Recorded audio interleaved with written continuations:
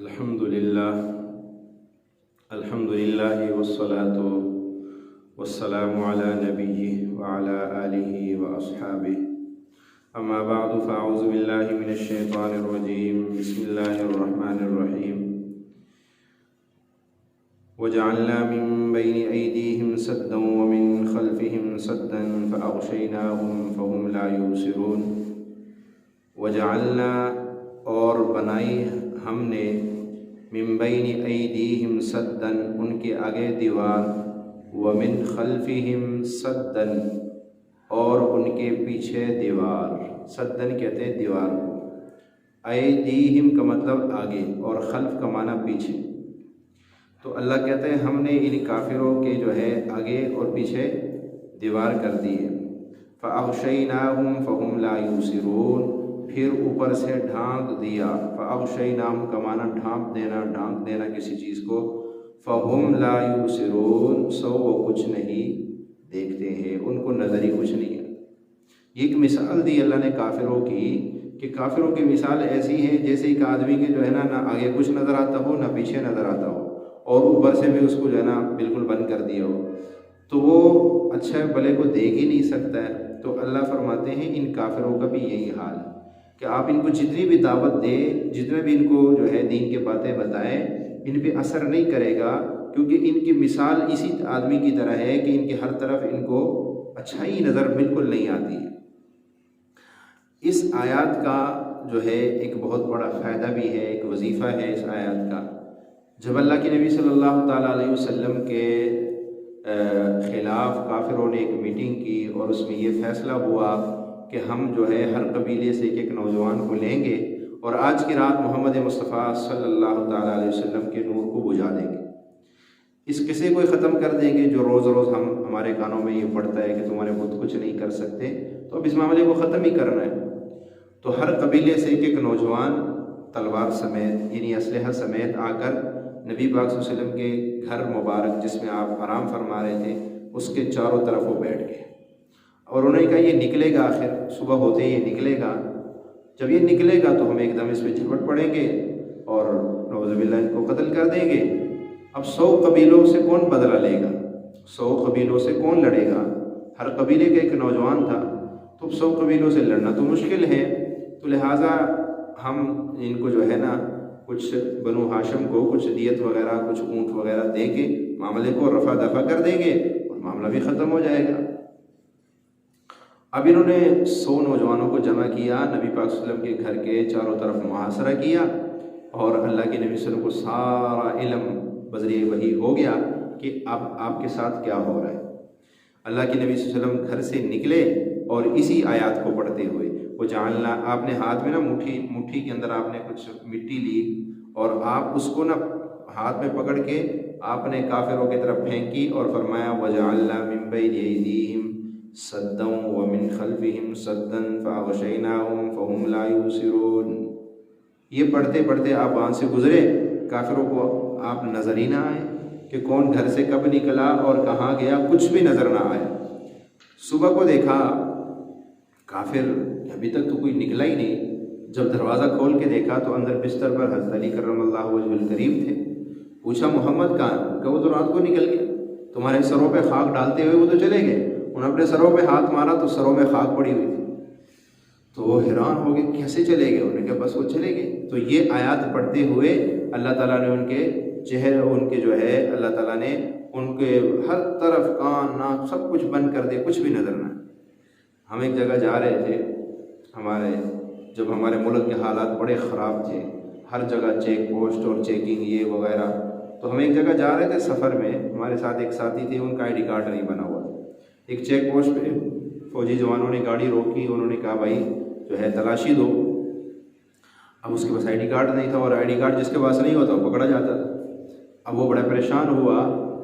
میں نے اسے کہا آپ گاڑی سے نہ اترے، بس اسی آیات میں نے اس کو یہ آیات بتائی وَجَعَلْنَا مِن بَيْنِ. میں نے کہا اس کو پڑھتے رہو اللہ خیر کرے گا. اب یقین کرے وہ اس آیات کو پڑھ رہا تھا، وہ فوجی آیا، اس نے جناب وہ گاڑی کو دیکھا کہ کوئی بندہ تو نہیں بیٹھا ہوا، اس کو وہ نظر ہی نہیں آیا، کچھ بھی نہیں، اور چلا گیا.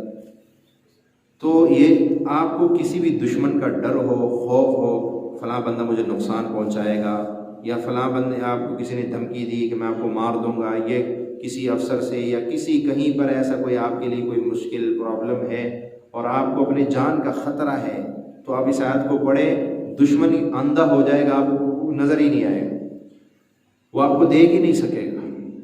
پیر ذوالفقار احمد نقشبندی صاحب نے اس کا یہ طریقہ جو میں ابھی بتا رہا ہوں بالکل ایسا ہی بتایا کہ آپ کو کہیں بھی خطرہ ہو کسی بھی دشمن کا، تو آپ اس آیت کو پڑھیں گے تو جیسے اللہ نے میری نبی کی دشمنوں سے حفاظت کی، ایسے اللہ آپ کی حفاظت کرے گا۔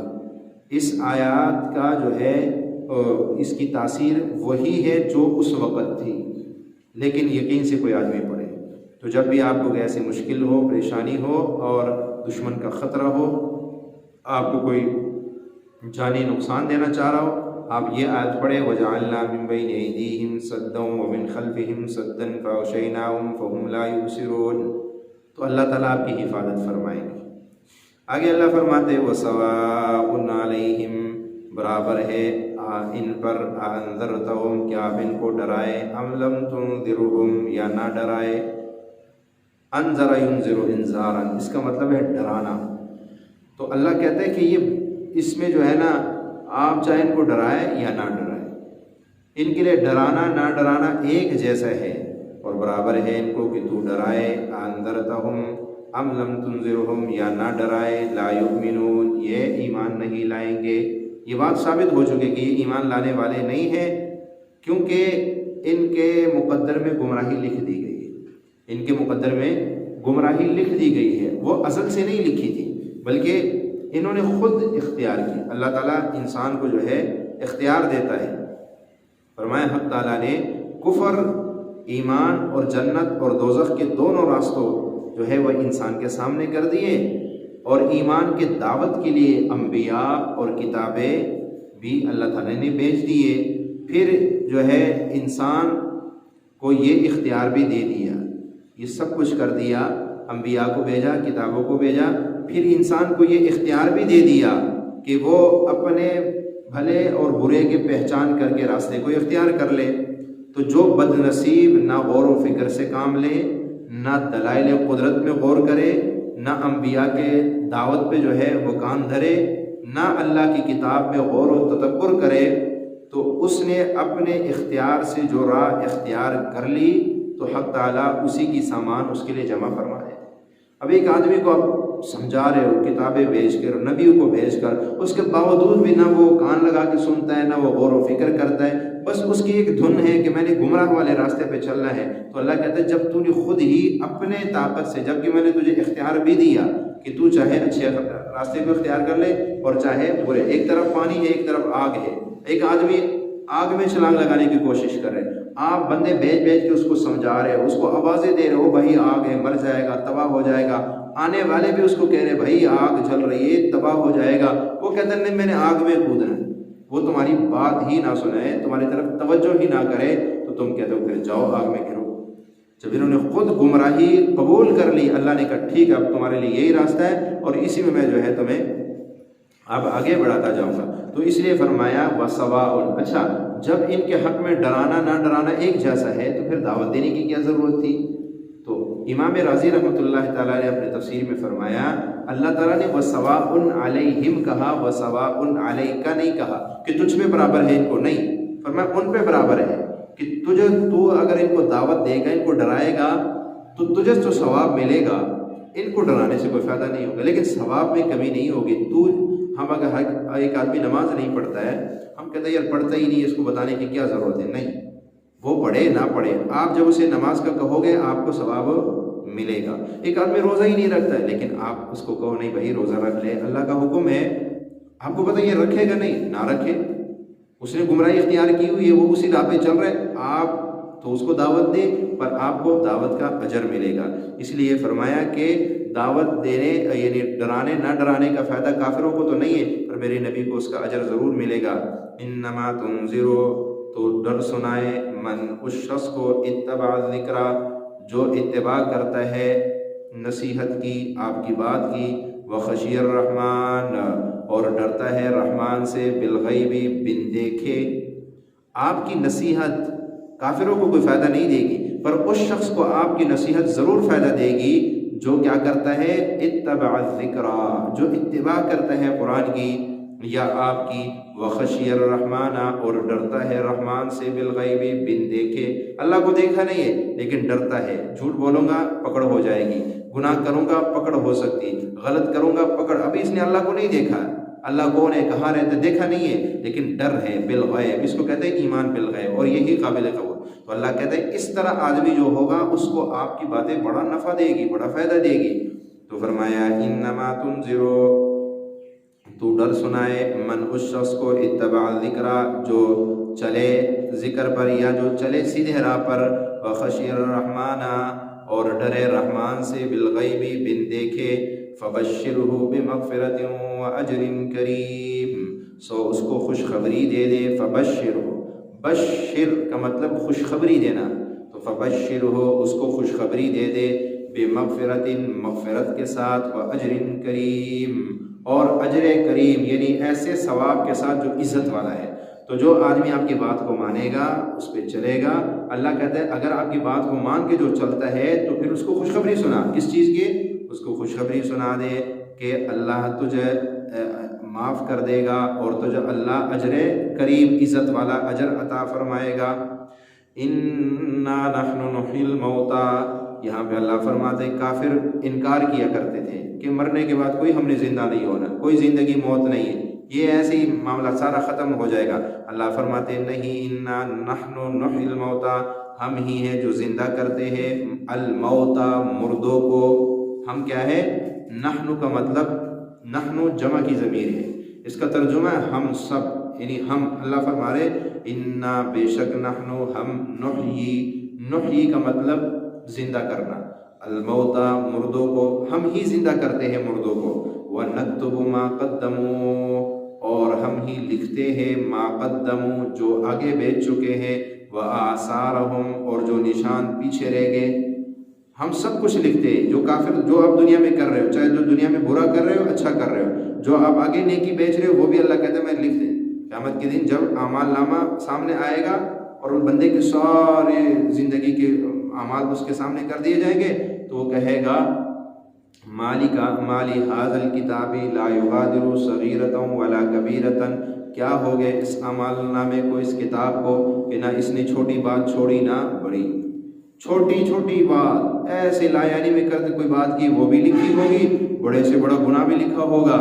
تو فرمایا انا نحن نحیی الموتى، ہم ہی زندہ کرتے ہیں مردوں کو، ونکتب، اور ہم ہی لکھتے ہیں ما قدموا، جو آگے بھیج چکے ہیں، وآثارهم، اور جو پیچھے چھوڑ آئے ہیں نشانات، وکل شیء، اور ہر چیز، کل شیء، ہر چیز، احصیناہ، گن لی ہم نے، فی امام مبین، ایک کھلی کتاب میں، کھلی کتاب سے مطلب کیا ہے؟ لوح محفوظ میں۔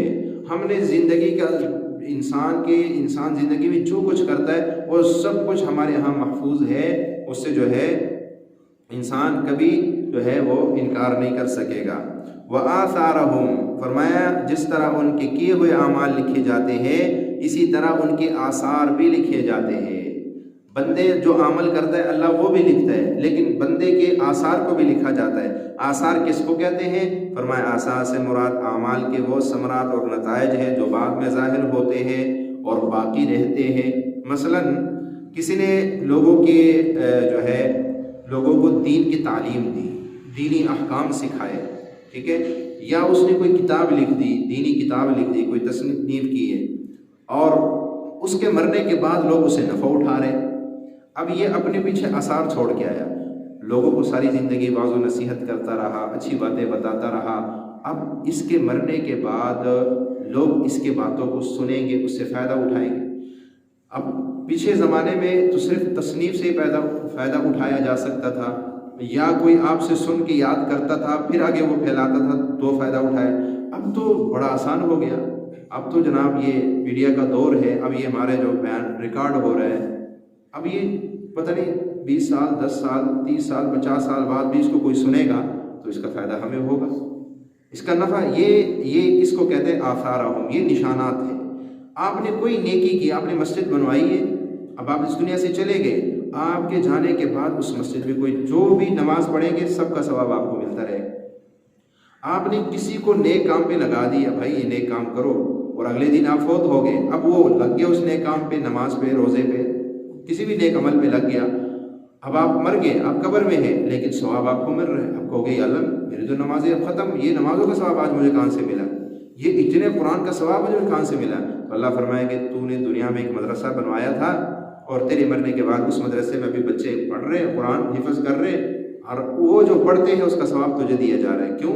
تو ہی اس کو بنانے کا ذریعہ بنا تھا، یا تو نے ایک مسجد بنائی تھی، آج تجھے جتنے نمازوں کا ثواب مل رہا ہے، آج تیری وہ بنائی ہوئی مسجد میں 10 20 50 100 لوگوں نے نماز پڑھی ہے، اس کا ثواب آج تجھے ملا ہے۔ تو نے فلاں بندے کو قرآن پڑھنے پہ لگایا تھا، آج اس نے قرآن اٹھا کے پڑھا ہے، تو نے لگایا تھا، لہٰذا اس کا ثواب تجھے مل رہا ہے۔ اس کو کہتے ہیں صدقہ جاریہ۔ جب بھی صدقہ کرو تو اس میں صدقہ جاریہ کی کوشش کرو، ایسا صدقہ جس کا ثواب ہمیشہ ملتا رہے۔ مسجد بنا دی، مدرسہ بنا دیا، کسی غریب کو گھر بنا دیا، کسی کو کپڑے بنوا دیے، کہیں کتاب لے دیے، کہیں قرآن مجید رکھ دیے، یہ جو ہے اس طرح کے اعمال جو ہوتے ہیں اس کا ثواب انسان کو ہمیشہ ملتا رہتا ہے۔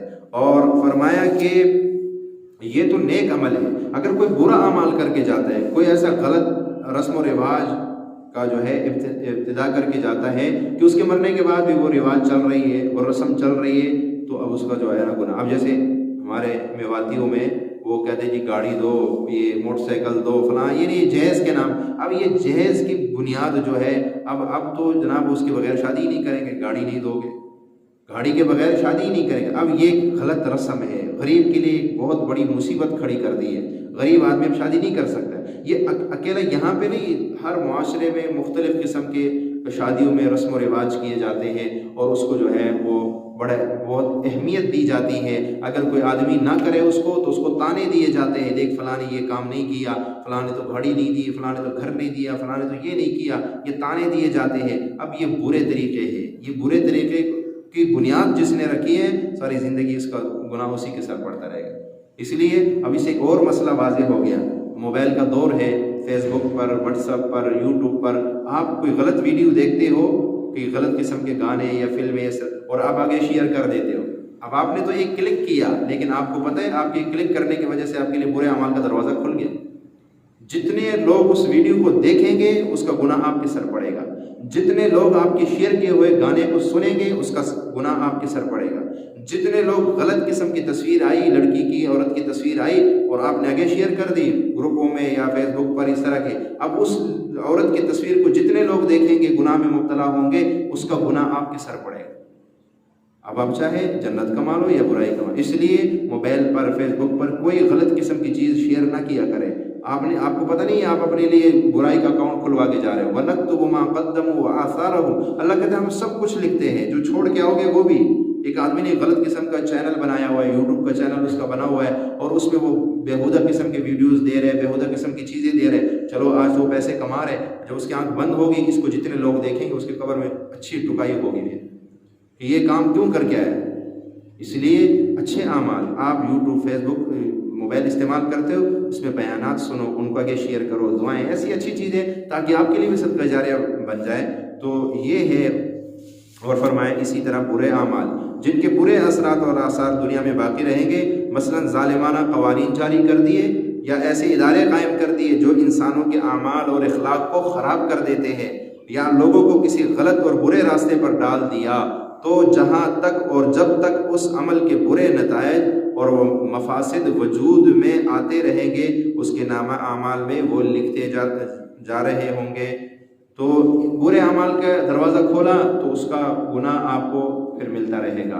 ہاں اگر مرنے سے پہلے انسان توبہ کر جائے، اللہ سے معافی مانگ جائے کہ مولا یہ کیا تھا پر اب توبہ کرتا ہوں، اب سمجھ آ گئی، آئندہ نہیں کروں گا، امید ہے اللہ پہلے کو معاف کر دے گا۔ لیکن بغیر توبہ کی چلا گیا اور یہ سارے غلط قسم کے اکاؤنٹ بنوائے تھے، غلط قسم کے چینل بنائے ہوئے تھے، یا گروپوں میں غلط چیزیں شیئر کیے ہوئے تھے، تو اب اس کا جو ہے گناہ اس کے سر پڑتا ہے۔ اگر آج تک کیے ہیں تو توبہ کر جائے اور آئندہ کے لیے ایسی چیزوں کو مت جو ہے پھیلائے آگے۔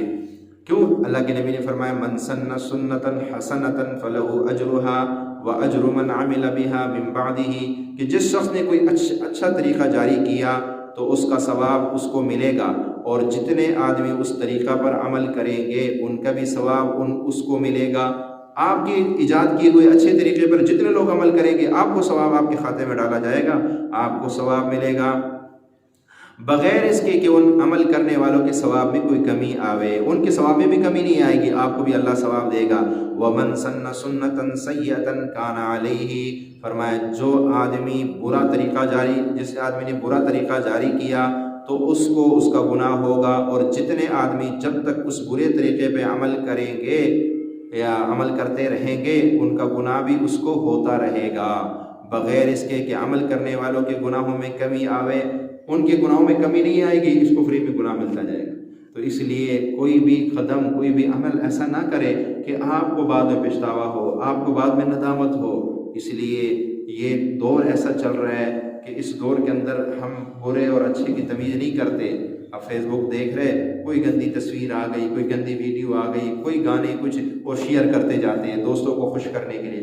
آج دوستوں کو خوش کر لو گے، دوستوں کو ہنساؤ گے، کل کو اللہ کو کیا جواب دو گے؟ اس لیے کبھی بھی غلط قسم کی ویڈیوز، غلط قسم کے چیزیں وہ کبھی بھی سوشل میڈیا پہ شیئر نہ کیا کریں۔ اچھے بیانات، علماء کرام کے بیانات یوٹیوب پر کتنے ہیں، ان کو سنیں، اس سے کوئی فائدہ حاصل کریں۔ یہ موبائل جب آپ ہاتھ میں پکڑتے ہو نا تو ایک دم شیطان بھی اس کے ساتھ آ جاتا ہے، اور وہ آپ کے دماغ میں کہتا ہے نہیں یہ نہ دیکھیے، یہ دیکھیے، یہ نہ دیکھیے، کیوں؟ اس نے آپ کو گمراہ والے راستے پہ چلانا، اور وہ اس پہ وہ آپ کو پوری کوشش کرے گا۔ تو اس لیے کوشش کرے کہ ہم کبھی بھی جو ہے ایسے غلط چیزوں میں نہ پڑے، کہ قرآن کہتا ہے وَنَكْتُبُ مَا قَدَّمُوا وَآثَارَهُمْ، جو تم چھوڑاؤ گے وہ بھی ہم نے لکھ لیے، جو تم آگے بھیجو گے وہ بھی ہم نے لکھ لیے۔ آج کا یہ درس جو ہے جو کچھ اس میں بیان ہوا ہے، اللہ ان باتوں پہ عمل کی توفیق عطا فرمائے۔ وآخر دعوانا الحمدللہ رب العالمین، آمين. الحمد لله رب العالمين. ربنا تقبل منا إنك أنت السميع العليم، ربنا تقبل منا إنك أنت السميع العليم، ربنا تقبل منا إنك أنت السميع العليم.